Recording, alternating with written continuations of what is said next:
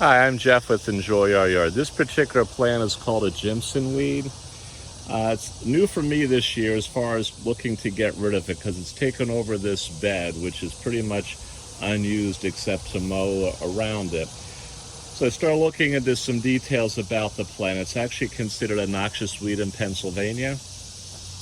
All parts of the plant are toxic, so for places where it grows in fields, animals can eat it, it can get sick.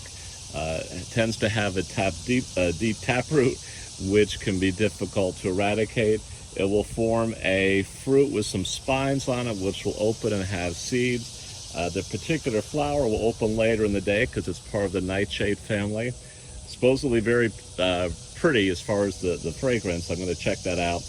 But we've got a big bed here. I'm going to try a couple different techniques to try to get rid of it.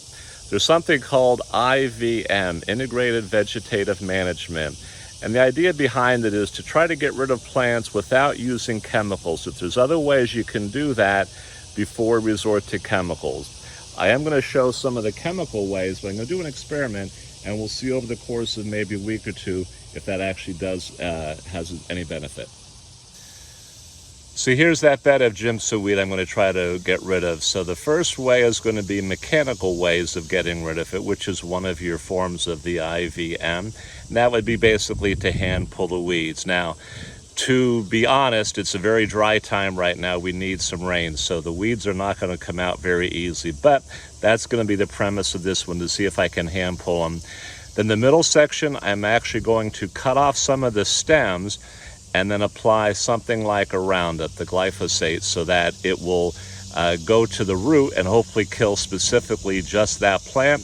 And then the third area, I will take and just spray the Roundup overall, which will kill everything in that area.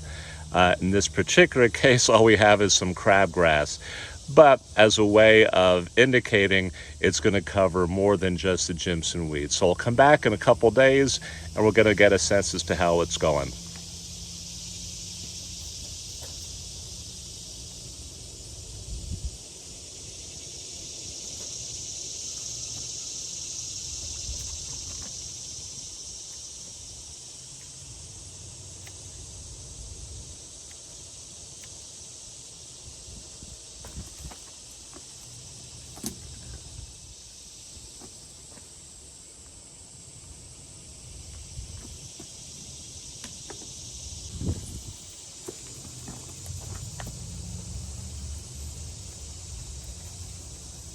Okay, I'll come back and finish it, and we'll check it back in a couple days, and we'll see how the progress is going.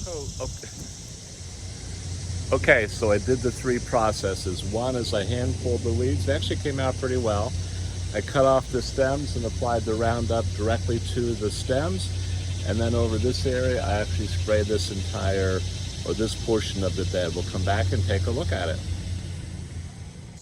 This is day 3, and you can see, of course, where I hand pulled the weeds. They haven't come back.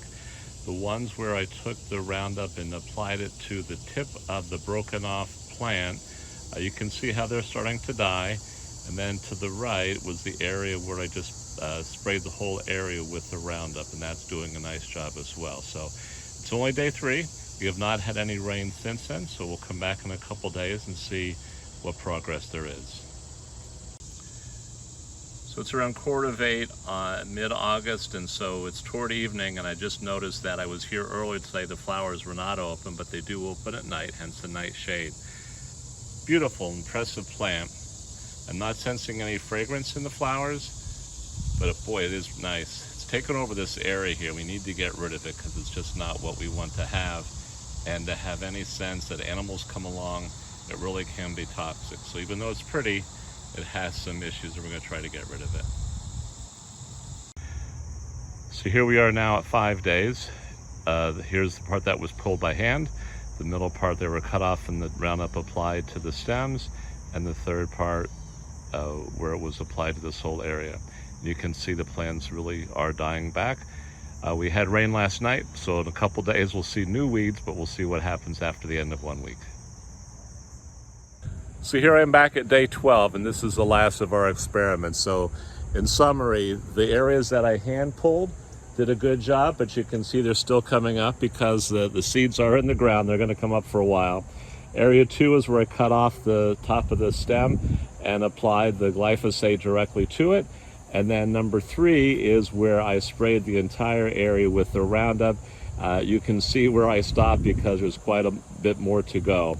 But overall, the Roundup does a good job. But you have to be careful because it is an herbicide. It's going to kill everything in its place. With that in mind, this particular bed was just some crabgrass. But in other areas where these weeds just come up amongst other plants, you really want to be careful. So the idea of cutting off the stem and applying it directly to it actually makes sense because it's a more direct effect. And if the hand pulling becomes difficult because of either the taproot or just maybe the ground is too dry, then that does give an alternative to you. So thanks for watching. Stay on top of those weeds and please like or subscribe.